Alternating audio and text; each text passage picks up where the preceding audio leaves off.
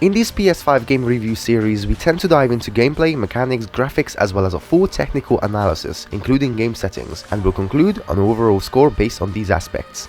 Like, subscribe, and enjoy the video. Since its release in 2015, The Witcher 3 Wild Hunt has become a benchmark for storytelling and graphics in gaming. From its dense narrative filled with mature themes and tough decisions, to its compelling gameplay requiring precise knowledge of the enemy and proper planning, The Witcher 3 remains a staple in the library of many gamers. Coming in at the end of CD Projekt Red's Year of Redemption is The Witcher 3 Wild Hunt Next Gen update, bringing ray tracing, 60 FPS and a variety of improvements to the 7-year-old title. The Witcher 3 Wild Hunt Complete Edition on the PS5 looks great, plays well, and feels like a fitting conclusion to CD Projekt Red's turnaround year, while also acting as a victory lap for The Witcher 3's tenure as one of the best role-playing games on the last gen and now current gen hardware. This console generation's most significant leap in graphical fidelity lies in using real-time ray tracing to create realistic lighting in worlds that already look great in terms of polygon count and environmental meshes. The Witcher 3's next-gen update on the PlayStation 5 and Xbox Series X brings ray-traced global illumination (RTGI)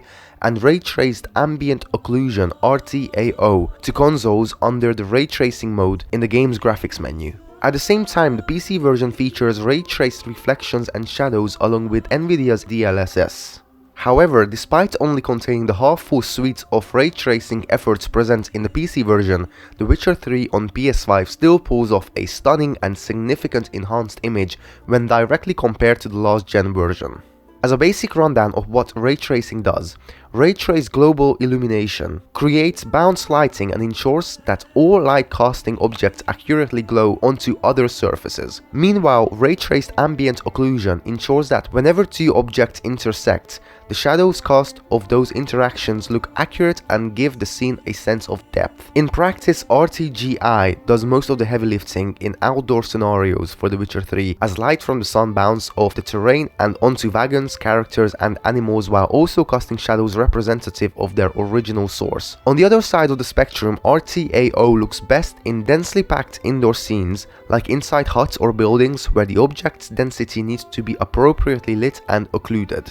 Compared to the base PS4 version, The Witcher 3 PS5 looks remarkably enhanced in both indoor and outdoor scenes thanks to these new ray tracing features. Instead of the blocky, pixelated and incomplete shadows the game had before, shadows now accurately represent their sources and completely shade how they are supposed to. The scene composition drastically changes in some regards, like in forest or interiors, providing a darker image that only accounts for where the light actually comes from and not the dynamic lighting solution from the last gen version. Kaer Morhen in particular looks stunning thanks to the inclusion of ray tracing and a few environmental mesh upgrades that CD Projekt Red included in this package. The Witcher 3 on the PS5 and Xbox Series X joins a growing list of titles including AMD Fidelity FX Super Resolution 2.1 FSR into their graphical toolsets, and it looks much better than the anti-aliasing methods deployed by the original 2015 release. It's a subtle difference, but the occasional shimmering present in the last gen version of the game seems almost completely gone now.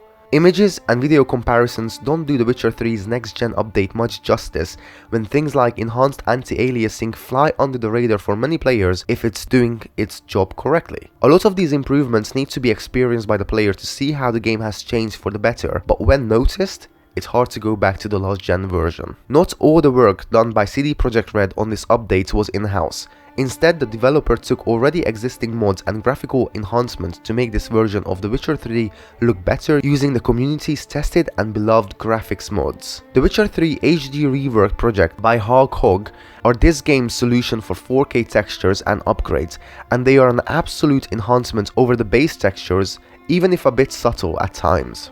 These texture mods look best on surfaces like wood and rock rather than character models and pieces of gear, but like many upgrades here, when they are noticed, they are appreciated. The last two significant visual improvements to The Witcher 3 comes from improved water reflections using a better implementation of screen space reflections and a ground-up rework of the game's vegetation and environmental meshes. The vegetation in particular looks far better than before, being both denser in leaves and flora and more reactive to Geralt as he interacts with it. In motion, the combination of all these graphical enhancements look fantastic. The Witcher 3's performance using the high quality ray tracing setting isn't always stable, Frequent hitches and hangs in the frame rate happen quite regularly, and at times it seems as if the frames do struggle to keep a solid 30. In some instances, the game even performs a little bit worse than the original PS4 version. Delivering 4K visuals with ray trace global illumination and ambient occlusion is no small task, even with FSR 2.1,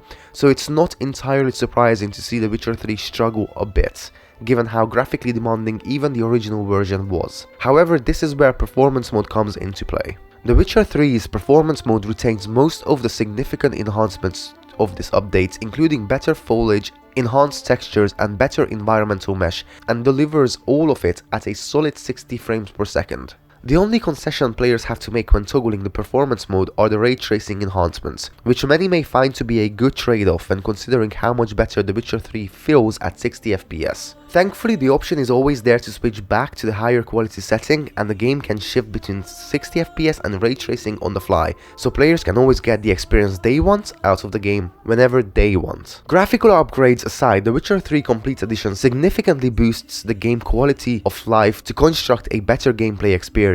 The default world map is now considerably less cluttered, as question marks and boat symbols are turned off by default. The UI is now easily tweakable, allowing players only to show the minimap and quest objectives during combat. However, one of the best quality of life improvements included here is the instant herb looting enhancement, which removes the loot window when picking herbs and plants. The instant harvesting of all flora is a boon at the higher difficulty levels, where potion crafting becomes a more significant part of The Witcher 3's combat system. This version of The Witcher 3 also includes a toggleable over-the-shoulder camera, with the option to enable it for combat, roaming and horseback riding. It serves as a new way to look at The Witcher 3 in a more modern third-person view, but the option is always there to disable it and go back to the classic camera view. Similarly, the game includes a new way to cast signs, requiring players to hold down the left trigger and press a face button that corresponds with the sign they would like to use. It takes a bit of getting used to, but the new approach to signs makes sense and keeps the action going instead of stopping and going into the menu every time the player wants to use a new spell. There is an option to enable or disable either of these two new elements. Customizability, accessibility and player choice are at the forefront of The Witcher 3's next-gen update. Almost everything detailed here that isn't a graphical update is entirely optional,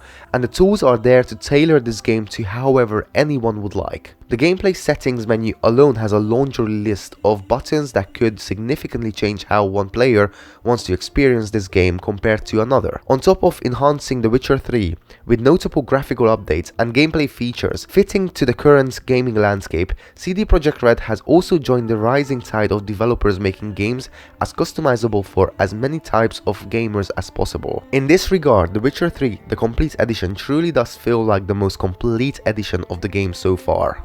Few would argue that the original version of Witcher 3 Wild Hunt was a bad-looking game that was rough to play. In many ways, it's still among the best games in both departments. However, by simply including ray tracing, The Witcher 3 Wild Hunt Complete Edition is now a step above what it already was, and beyond that, the smaller improvements that CD Projekt Red has created in-house and in collaboration with the community all amount to this update being a significantly enhanced version of an already great game. The Witcher 3 Wild Hunt Complete Edition is worth revisiting for series veterans who eagerly wait the next entry in the franchise, or new players who want to see the game in its best light. Listen guys, thank you so much for watching. Like the video if you liked it, and please subscribe to the channel for more awesome videos. Have a great one, and I'll see you in the next one.